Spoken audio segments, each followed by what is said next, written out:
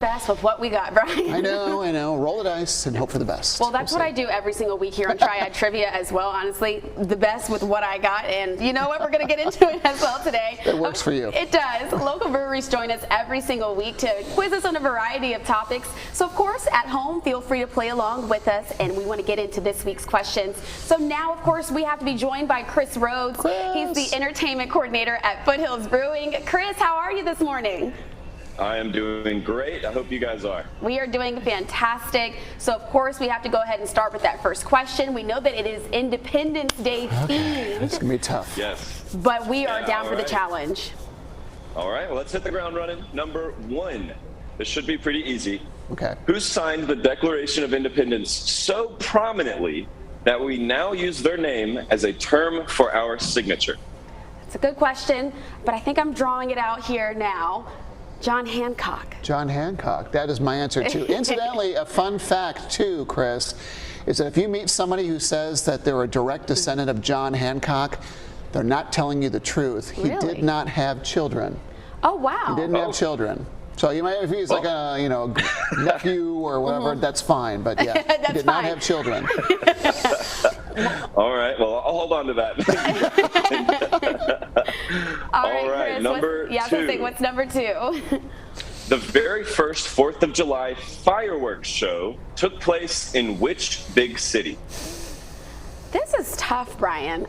I struggle. So obviously I'm trying to just go through all my extensive July 4th knowledge that I have. Very sarcastically, I'm saying that. But I do know that, obviously the first capital of the United States was not in Washington, D.C. as it is now. I believe it was in Pennsylvania, in Philadelphia. Is that right? Or? Well, that's where they signed the Declaration. And that was my answer, too. But I think the first capital was in New York, if I'm not mistaken. Okay. Yes. Well, either way, just because I know that so many historical things in the early part of our country took place in Philadelphia, that was going to be my guess. All right. We're going with Philly, Chris.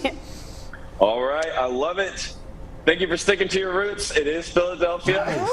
You did good. I can't believe we're two for two, Brian. This is not something that I thought was going to happen. All right, let's see if we can go 3 for 3. All right, number 3. For the second year, George Washington helped the troops celebrate by allowing a double ration of what? All right, this is where I give up. Ooh, double ration of what? I have no idea. Zero. I don't even know what they used to eat back then. I'm assuming that that's what that has to do with. I don't think it's eat. I think it's drink. Oh, drink. Oh yeah. I think they're boozing it up on the 4th of July back in the Continental Army. But what though? What do you got? What do you think? I genuinely don't know. I think our choices are probably beer. I don't know. Did they drink mead back then? I don't know.